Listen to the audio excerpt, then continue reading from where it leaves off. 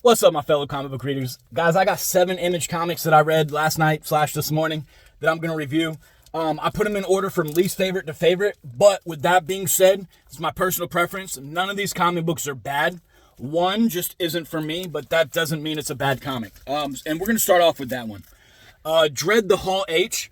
I thought this was a pretty... because I go to a lot of conventions, right? So this has convention humor and convention stereotypes and then kind of like a play on like what happens at conventions, right? It wasn't for me. One of the stories in here, and it goes from start to finish. It's a joke, but it's a lot of reading for like, not a joke as in like being told a joke. But like if you go to conventions, like the last person up, they always do, they're like, okay, you got 5 minutes. And they're like, okay, I got one quick question. And then they ramble for 15 minutes before they get to the question. That joke was beaten to death in this, right? But this is a collection of short stories also. So there's one where a couple, they find this building that no one else is going into at a convention. And they think they've stumbled across a gym. And then, they discover Hades. And then, there's a couple things going on with that. I don't want to spoil it too much, but then there's one where this couple, they find an underground passage to get backstage to talk to 2 celebrities, and then they decide they're going to steal the celebrities' identities and do something, and something crazy happens, and then the celebrities watch it happen, and they're just like, well, they're not famous, so it don't matter. So I thought this was a pretty good read if you're into conventions. If you're not into conventions, this might not be for you, but if you go to a lot of conventions, you'll probably appreciate the type of humor in this. I don't know if this is a one-shot. It kind of felt like it could be a one-shot. But even if it's not, I don't think I'm going to continue getting this series. Again, just wasn't for me. Next up, we got GIJoe. This is one of the comics that I got from Superpowers Comics, a.k.a. Jimmy on TikTok. But he sent this to me, and I wanted to read it because it follows the Energon Universe and kind of touches a little bit on the Transformers side of it. So I'm going to continue reading GIJoe, but I've never traditionally read GIJoe, so I didn't recognize any of the characters. I didn't watch GIJoe growing up. I didn't recognize any of the characters, so there was no like throwback, into my head. Like I wasn't like, oh, this is what I watched childhood. I didn't get that feeling, but I did appreciate the different like development of the characters in this and like the clash of characters in this, and they all have like a similar mission, but they're all against each other at some point. And I'm sure they'll all get together and do something big because that's the premise of the stories. Guys, I'm dripping sweat in here. It is like 100 degrees outside, so make sure y'all are drinking water today. Next up, we got Blood and Thunder. The first 2 issues really made me feel like this was going to be one of my new favorite comics. This one kind of took a step back for me. I felt like the dialogue kind of died down a little bit. The art is still there. The story was kind of like off to me in this. I don't know exactly what it was. But the main character, she's chasing this guy, and then the guy keeps getting away and keep killing people, but the character's not killing her. It just like looks at her and then runs and kills more people, and then looks at her, and it just didn't work for me. But I'm going to continue getting. I'm going to move on to number 4 because, there's a lot of good comics that, even the Absolute series we'll use for an example. There's an occasional issue where you're just like, that issue didn't work for me. But you pick up the next one, it's great, right? So I'm hoping that's what this one's doing. I hope it just had like an early bad issue. Again, my personal preference. I thought it didn't work as well for me. But if you liked it, then, tell me what you liked about it. What am I missing? What am I missing about this? But it just didn't work that great for me. This one, I really liked this. I thought it was a great story. Although I will say it about halfway, maybe 2/3 of the way in, I got really freaking confused. I don't know what happened at the end. I don't know if what I read for the first half was even real, or if the girl was just drugged, or I'm so confused. I tried to reread. Like, I was like, what did I miss? So I went back like 5 or 6 pages where I knew what was going on and then reread it. And I was like, nope, I'm confused.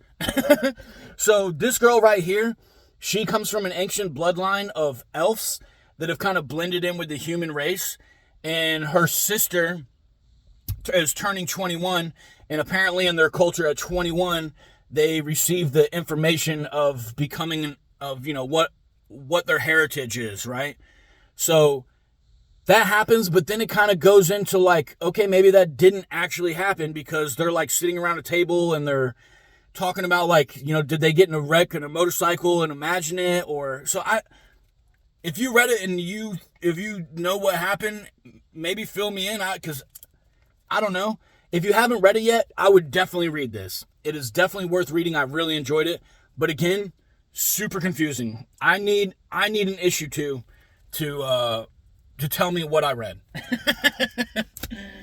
Next up, we got Battle Beast. This is really high ranked for me because the art.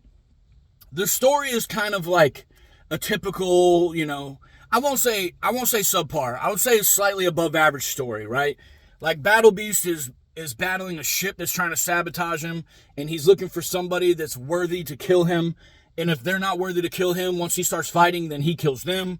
A great story that if you watched Invincible, you know who Battle Beast is. You know what he's about is just like, you know, carnage, right? But what really keeps me loving this, every single page, every single panel looks like this. It looks like a poster that belongs up somewhere for art, man. The art being done by who is it? It's not Ryan Otley. Is it Annalisa Leone? Anyways, whoever's doing the art, whether it's, I don't think it's Ryan. I think Ryan Otley's a writer, right? So Annalisa Leone, the art in this is just superb. It is fantastic. If you haven't been looking, just pick up, when next time you go to a comic book shop, if you're not buying this, pick this up off the shelf and just flip through and look at the art, and I promise you, you're gonna just be like, wow, I need this art. All right, and then we got, you know, second from the top. So second in my favorite. This was an excellent issue. I Was a Fashion School Serial Killer, number 4. Renee is the serial killer, and she finally gets a friend, and something bad happens to the friend, and she finds out that it's the one teacher that she liked that, you know, kind of participated in something bad happening to the friend, and then like it goes deeper into that, and then Renee is like, okay, well, shit's about to start going down. And I've been told this is a short, like it's only going to be a 5-issue series, which sucks because I know that means issue 5 is going to be an absolute banger. This one was, like I said, I put this one up in front of Battle Beast this week. This was a fantastic issue. So if you're into like serial killers and gore and bloodbaths, literally, I would definitely be picking this up. And if you fell off somewhere along the lines, again, I think it's only going to be a 5-issue, maybe 6-issue run. This is 100% worth getting. I would 100% get this. I'm loving it so far, and I'm sad that it's ending. I mean, I'm going to be losing 2 or 3 of my favorite, like my top runs right now. Like Bug Wars is about to end. Fashion School Serial Killer is about to end. I'm sure there's one that I'm not thinking of is about to end, but definitely get I Was a Fashion School Serial Killer. All right, and then my number 1 read of the week. If you watched my video and you were doing the math, you know which Image book is left. If you picked up a bunch of Image books, you probably have the same number 1, because this was absolutely phenomenal. Ghost Pepper, I literally, like, there was some of those where I was like falling asleep and I was like, maybe I need to go to sleep. But I picked this up and started reading it, and it woke me back up. Reading doesn't do that to me. Normally, if I'm tired and I start reading, I fall asleep, right? This did not do that to me. This woke me up. I was like, holy shit. Ash, I was talking to Super Nerd, and he said the same thing. He's like, Ash is a badass. You get a little glimpse of his power in this, and it's not the full thing. But there's so much story going on in this. I think this is the girl. She's a cook, right? She's a cook. She runs a food truck, and then something crazy happens with the badass Ash, and he comes in and just like wreaks havoc. And then he has like a little pet that takes care of him that goes from like being, I think his name is Geppetto. So kind of accurately named, because he goes from being this like small creature that's on his shoulder to this gigantic like whale-sized creature to hold him down to make sure he doesn't go crazy, right? And they kind of start building a relationship. So there's great character development in this. They kind of establish a world. circled around like a god that took down a monster that ruled the world for so long, and they're like worshiping the god. And it kind of is making me feel like maybe Ash has something to do with the god that took down the monster, right? But if you're not reading Ghost Pepper, you gotta wake up. I'm telling you, if there is a single image book that came out this past week, this is the #1 image book, without a doubt. I would probably rank this above Battle Beast. I think the only image, I mean, Bug Wars is fantastic, right? I'm not going to fall asleep on Bug Wars.